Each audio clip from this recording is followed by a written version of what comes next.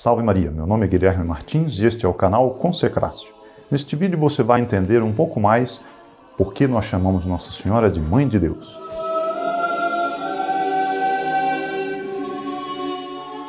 Se você ainda não é inscrito em nosso canal, inscreva-se agora mesmo, ative o sininho das notificações, deixe o seu like e seus comentários e acompanhe-nos até o final. Nunca é demais nós lembrarmos que o objetivo deste canal, aprofundando o conhecimento de Nossa Senhora, não é meramente um conhecimento especulativo, ficar discutindo a doutrina. O objetivo é que esse conhecimento gere um aprofundamento do amor, uma intensificação do amor.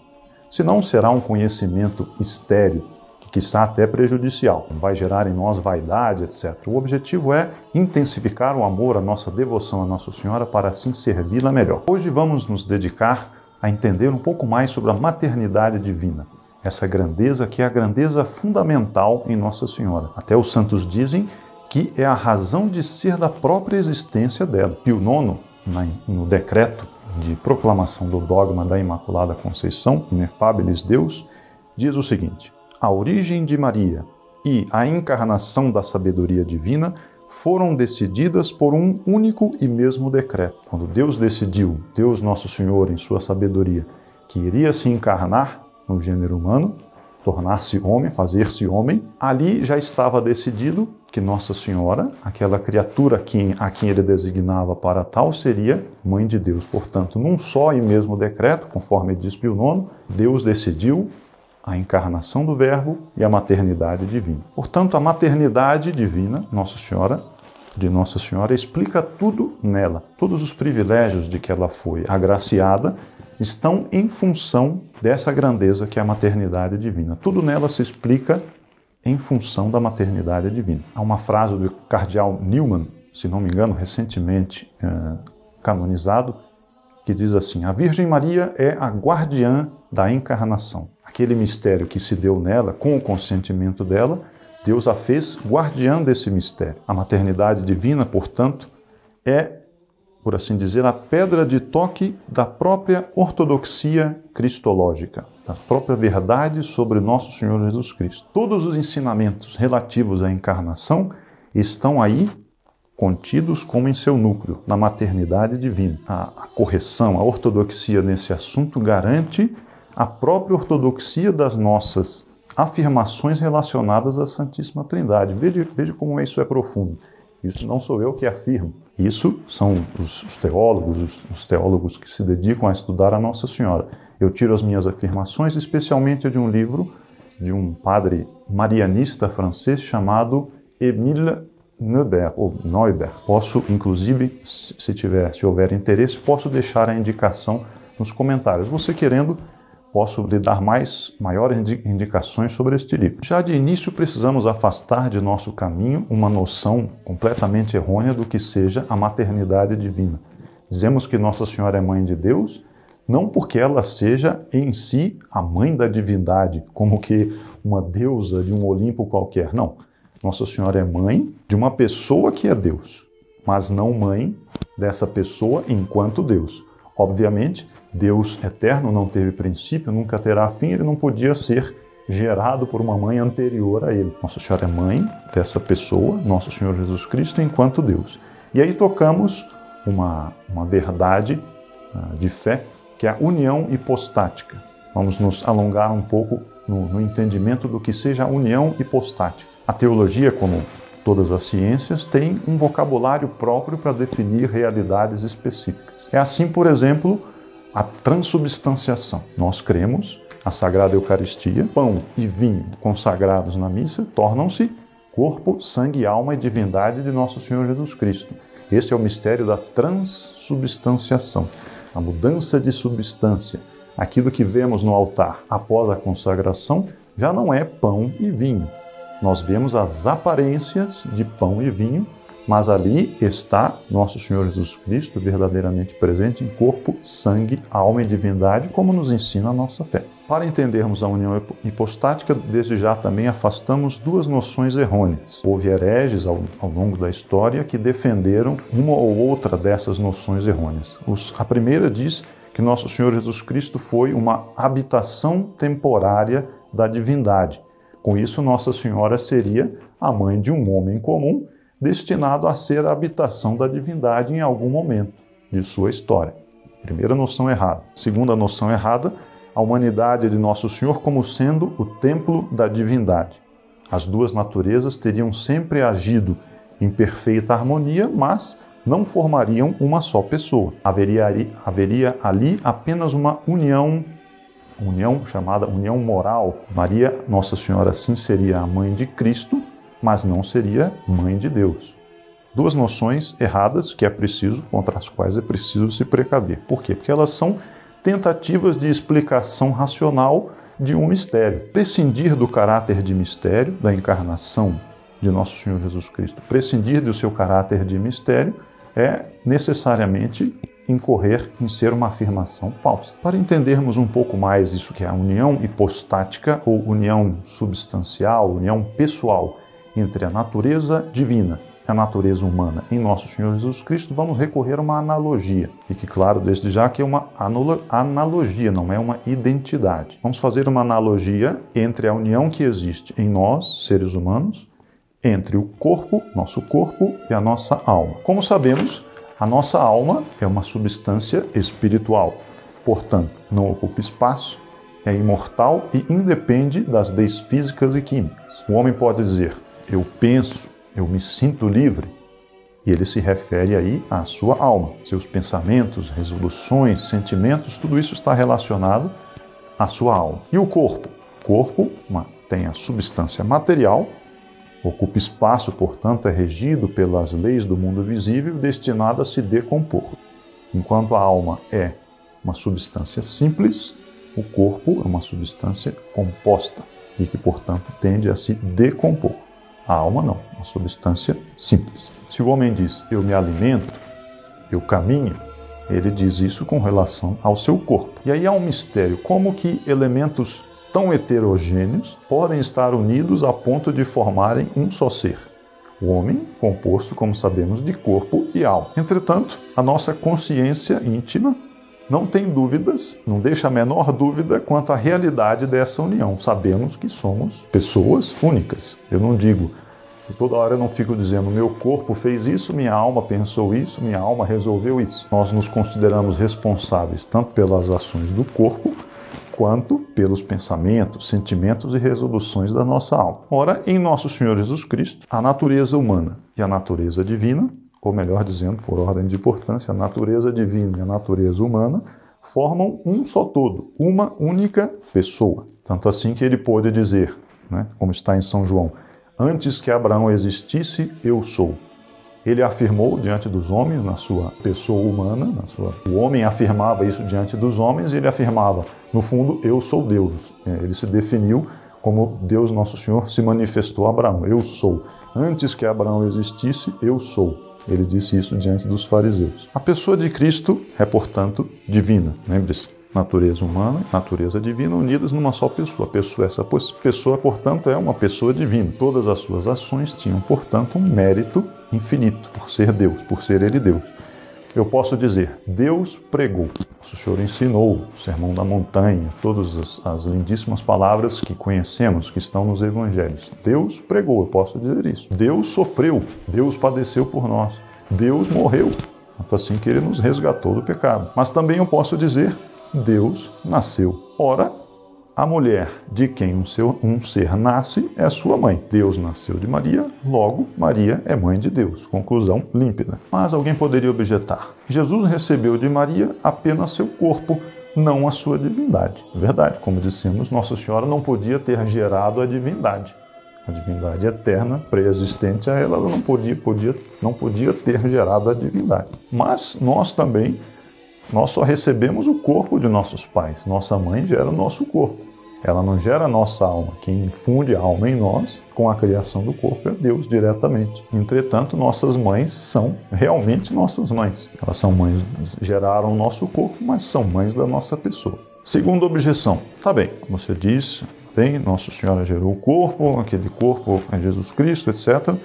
Mas uma concepção de um corpo humano exige a criação e a infusão da alma. Assim está na ordem da criação. Quando é gerado um corpo, Deus infunde alma naquele corpo. E Nossa Senhora não, a concepção operada nela não exigia que o Filho de Deus se unisse àquele ser que estava sendo gerado. A união do Filho de Deus com a humanidade que Maria concebia. É verdade, não havia essa exigência do ponto de vista natural, porém sim do ponto de vista sobrenatural, que é um ponto de um modo assim mais sublime, mais digno de Deus e de Nossa Senhora, do que tudo que se passa na ordem natural. Assim Deus quis que assim fosse, portanto, era uma exigência dele numa ordem muito mais alta do que meramente a ordem natural. Além do que, essa concepção foi preparada por meio de virtudes e privilégios únicos. Concepção virginal. Nossa Senhora concebeu sem o concurso do homem. Portanto, é uma coisa que só convinha a um Deus. Uma concepção operada pelo Divino Espírito Santo, conforme a explicação do anjo. Nossa Senhora tinha feito um voto de virgindade, tinha consagrado sua virgindade a Deus. Chega o anjo e diz a ela: tu conceberás e darás à luz um filho. E ela fica perplexa: como isso se dará se eu não conheço o varão? E o anjo esclarece: o Espírito de Deus te cobrirá com a sua sombra, por isso aquele que de ti há de nascer será chamado Filho de Deus. Então ela consente, uma concepção consentida pela Virgem, com aquela promessa de que essa concepção culminaria na geração de um Deus. A maternidade de Nossa Senhora, de certa forma, é mais real do que a maternidade das mães comuns. Para começar, ela gerou a Nosso Senhor sozinha, do ponto de vista natural. Então, até aquilo que os santos podem dizer: a carne de Cristo é a carne de Maria, caro Cristo e caro Maria. Quando nós comungamos, nós até podemos nos lembrar disso. Isso vai aumentar a nossa devoção a Nossa Senhora. Eu estou recebendo a carne, corpo, sangue, alma e divindade de Nosso Senhor. Mas a carne de Nosso Senhor é a carne de Nossa Senhora, por geração natural. Então, sem o concurso de um homem, Nossa Senhora gerou um corpo de um Deus. E, em segundo lugar, ela foi chamada a cooperar para essa função em condições únicas. De fato, houve alguma mãe que foi escolhida pelo seu futuro filho e preparada por ele para isso? Qual a mãe que se pode dizer: meu filho me planejou, digamos assim, e me fez? Só Nossa Senhora. Depois, uma mãe que tenha recebido o aviso da missão daquele filho e tenha consentido para essa missão, inteiramente sabendo de tudo o que significava aquela missão e o consentimento dela para aquela missão. E uma mãe que cooperou com as intenções de Deus sobre seu filho e sobre ela mesma, submetendo-se plenamente às consequências dolorosíssimas dessa cooperação. Por aí se vê que é uma maternidade que se pode dizer mais real do que a maternidade das mães comuns. Ora, a gente pergunta novamente: essas explicações são plenamente satisfatórias? Não. E se elas fossem, elas desnaturariam o mistério, portanto seriam falsas. Sempre vai permanecer aquele caráter de mistério. O papel da nossa razão será se inclinar diante daquilo que a fé alcança. Em filosofia se diz que a fé é rationabile obsequium, o obséquio da razão, a razão que se inclina vendo que ela tem um alcance limitado.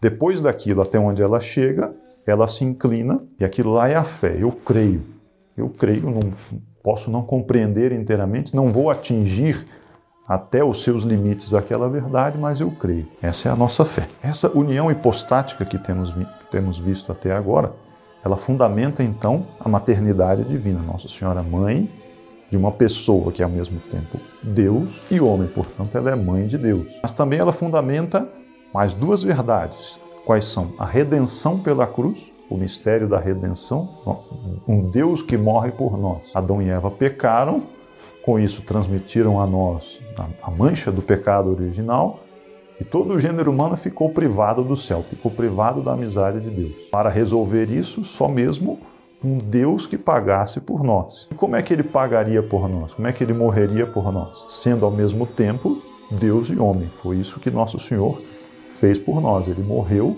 por nós, morreu na sua humanidade, mas era ao mesmo tempo Deus, por essa explicação da união hipostática. Então, o mistério da redenção pela cruz também fundamenta-se na união hipostática. Depois também a Eucaristia, Nosso Senhor é homem-Deus, está em corpo, sangue, alma e divindade, verdadeiramente presentes na Sagrada Eucaristia.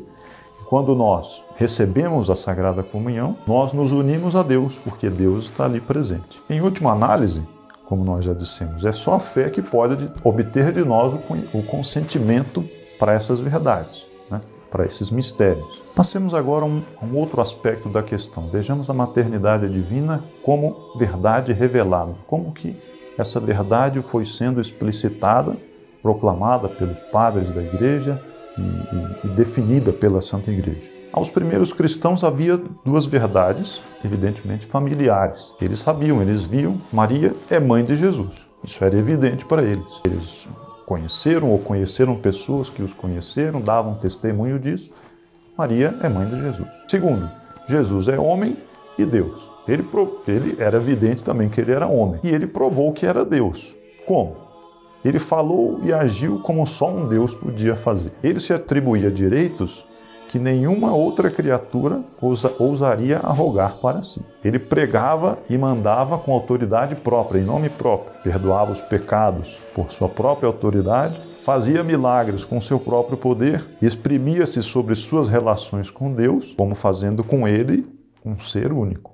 Ele diz, eu e o Pai somos um. Quem crer em mim e guardar a minha palavra, eu e o Pai viremos a ele e faremos aí nossa morada. Como que ele poderia se arrogar isso se ele não fosse verdadeiramente Deus? Ele provou com os milagres, etc., como vimos. É verdade que alguns discípulos demoraram a concluir pela divindade de Nosso Senhor, mas após a ressurreição passaram a acreditar e a pregar abertamente a divindade de Cristo. São Paulo tem uma frase que expressa bem essa fé. Está na carta a Filémon, capítulo 2. Tende os sentimentos de Cristo Jesus, que, subsistindo na natureza de Deus, não considerava uma usurpação a igualdade com Deus. Porém, ele se aniquilou, tomando a forma de servo, ou de escravo, e tornando-se semelhante aos homens, reconhecido como homem pela sua aparência. Aqui está claríssimo, Nosso Senhor, homem e Deus, afirmado nas Sagradas Escrituras. Portanto, Jesus é Deus e homem.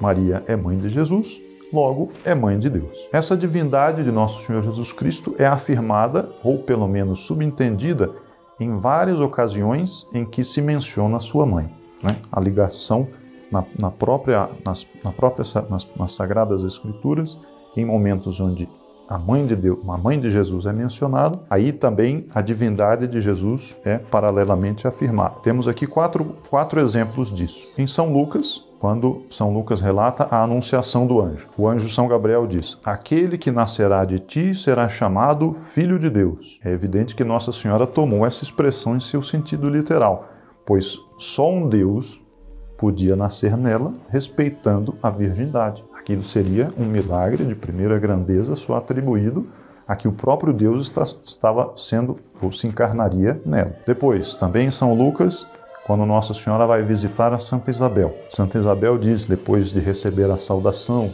e exultar de alegria, porque o menino pulara no seu ventre de alegria, ela diz, de onde me vem a graça de que a mãe do meu Senhor venha visitar-me? Ora, mãe do meu Senhor. Esse Senhor, nas Sagradas Escrituras, nos textos sagrados, é equivalente a Deus, né? O Senhor Deus. E no próprio capítulo onde está narrada a visitação, onde está narrada a anunciação, a palavra Senhor é mencionada outras 15 vezes. E em todas elas, se vê claramente que Senhor quer dizer Deus. No livro de Isaías, Antigo Testamento, uma virgem conceberá e dará à luz Emanuel, que quer dizer Deus conosco. Deus conosco, Emanuel, concebido pela Virgem. Emanuel, Deus feito homem, a Virgem, mãe de Deus.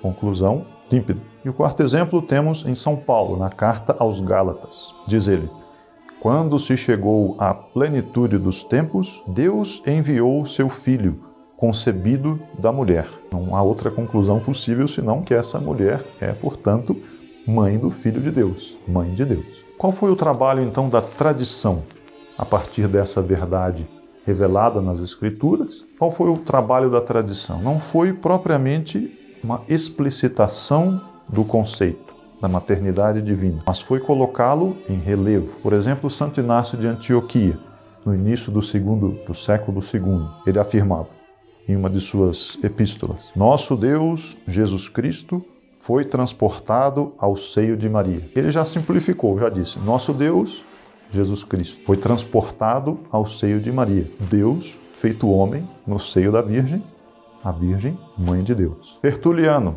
mais ou menos um século depois de Santo Inácio de Antioquia: Deus nasceu no seio de uma mãe. É um trabalho da tradição de ir colocando em relevo essa verdade. E, como dissemos em vídeo anterior, as almas amorosas que, diante dessas verdades que iam sendo postas em relevo, iam cultivando em sua alma essas verdades e iam colocando essas verdades no ponto de mira da fé da igreja, no ponto que lhe era devido. Então, os vários padres da igreja que foram se sucedendo iam dando uma maior atenção ao papel de Nossa Senhora na encarnação e na redenção. De início, era o papel de Nosso Senhor Jesus Cristo, Deus feito homem, que veio para nos redimir. Depois, os padres da igreja foram se debruçando. Qual será o papel da mãe de Nosso Senhor Jesus Cristo nisso tudo? Então eles passaram a exprimir os conceitos primitivos, não somente em função de Cristo, mas relacionando-os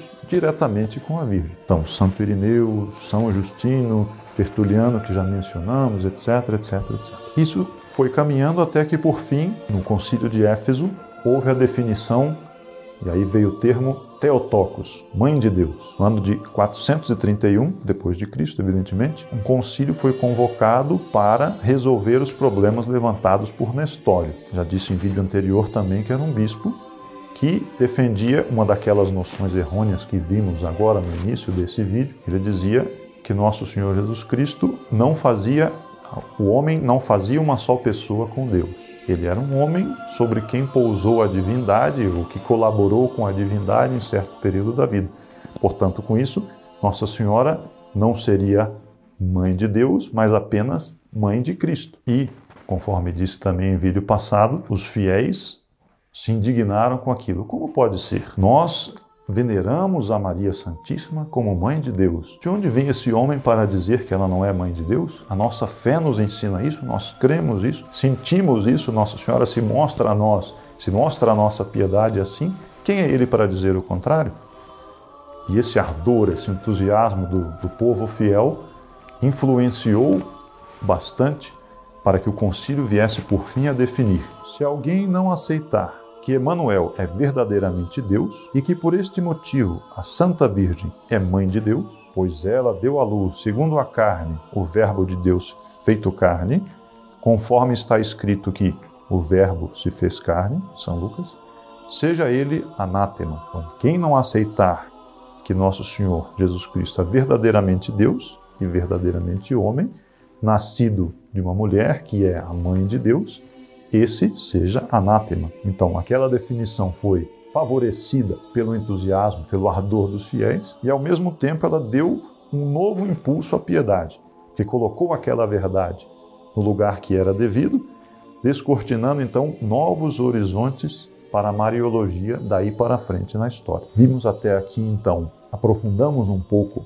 na maternidade divina, nessa verdade que é a verdade príncips entre todas as outras sobre Nossa Senhora, a maior grandeza, a grandeza em função da qual todas as outras se desenvolvem, todas as outras lhe foram concedidas.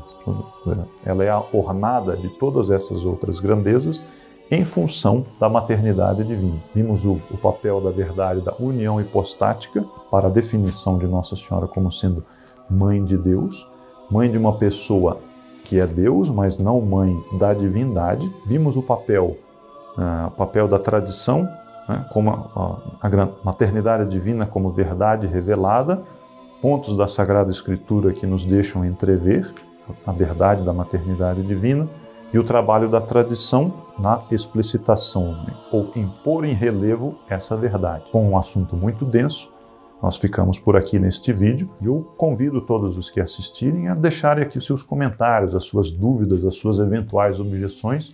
Isso com certeza contribuirá muito no aprofundamento desse nosso estudo e poderá até, por certo, contribuir para um aumento da minha devoção a Nossa Senhora. Ficaria muito agradecido então que deixasse os comentários, as suas dúvidas e mesmo as suas objeções. Compartilhem também esse vídeo com seus amigos e familiares. Não esqueça de deixar o seu like e nos vemos no próximo vídeo. Salve Maria!